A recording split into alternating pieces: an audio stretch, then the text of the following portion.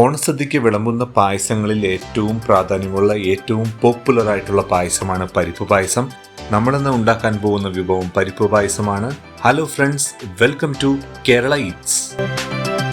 ചെറുപയർ പരിപ്പ് 250 ഗ്രാം, ശർക്കര പാനി 500 ഗ്രാം, ഒരു കഷ്ണം ചുക്ക്, ഉപ്പ് 1 ടീസ്പൂൺ, ഏലക്ക 5 ഗ്രാം, തേങ്ങാക്കൊത്ത് 25 ഗ്രാം.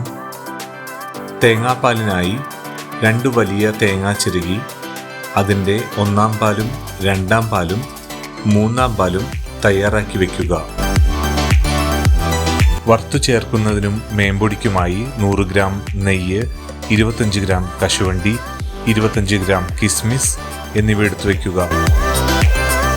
ഒരു ചെറിയ ചീനച്ചട്ടി അടുപ്പത്ത് വെച്ച് അതിലേക്ക് ചെറുപയർ പരിപ്പിട്ട് ഒന്ന് മൂക്കുന്നതുവരെ ചൂടാക്കുക. പരിപ്പിൻ്റെ നിറം ഗോൾഡൻ കളർ ആകുന്നതുവരെ വറക്കുക. അതിനുശേഷം ഒന്ന് ആറാൻ മാറ്റിവെക്കുക.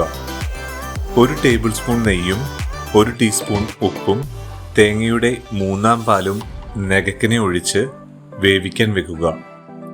ഒരു 5 വിസിൽ വരുന്നതുവരെ വേവിക്കുക.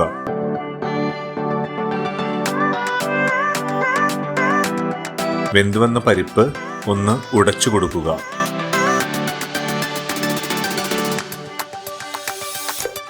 സ്റ്റൗ കത്തിച്ച് അതിലേക്ക് ഒരു ഉരുളി എടുത്തു വെച്ച് തേങ്ങയുടെ 2-ാം പാലും ഉടച്ചു വെച്ചിരിക്കുന്ന പരിപ്പും 1 ടേബിൾ സ്പൂൺ നെയ്യും തയ്യാറാക്കി മാറ്റിവെച്ചിരിക്കുന്ന ശർക്കര പാനിയും ചേർത്ത് ഇളക്കുക.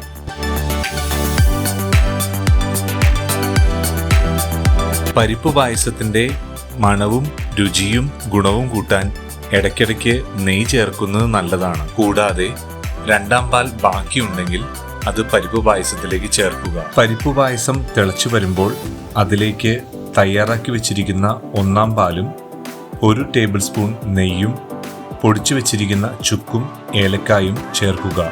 ഒരു കടായി അടുപ്പത്ത് വെച്ച് അതിലേക്ക് 1 ടേബിൾ സ്പൂൺ നെയ്യ് ചേർത്ത് മാറ്റിവെച്ചിരിക്കുന്ന കശുവണ്ടിയും കിസ്മിസും തേങ്ങാക്കൊത്തും വറുത്ത് പരിപ്പ് പായസത്തിലേക്ക് ചേർക്കുക.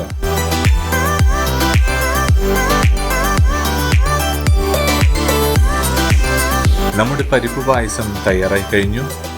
നിങ്ങളും ട്രൈ ചെയ്ത് നോക്കുക. വീഡിയോ ഇഷ്ടമായെങ്കിൽ like, share, subscribe Kerala Eats.